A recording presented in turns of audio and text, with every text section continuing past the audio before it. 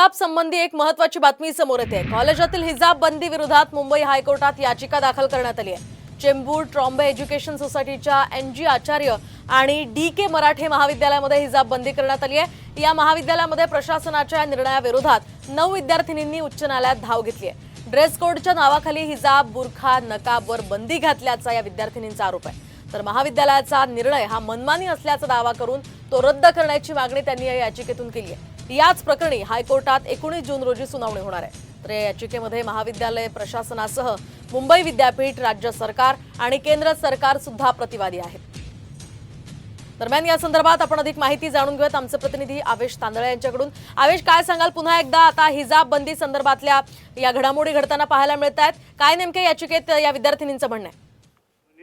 कर्नाटकमध्ये हिजाब बंदी चालू झालेली आहे, त्याचपासून देशभरात रान पेटलं होतं। आता ते मुंबईत सुद्धा या प्रकरणात हायकोर्टात याचिका दाखल केलेली आहे।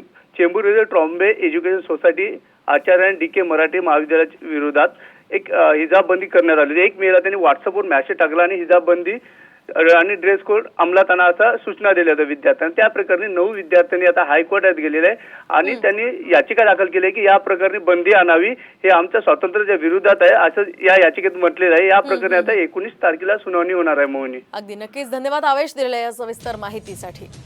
आपण पाहतो ड्रेस कोडच्या नावाखाली बंदी घातल्याचा आरोप या विद्यार्थिनींनी याचिकेतनं केला।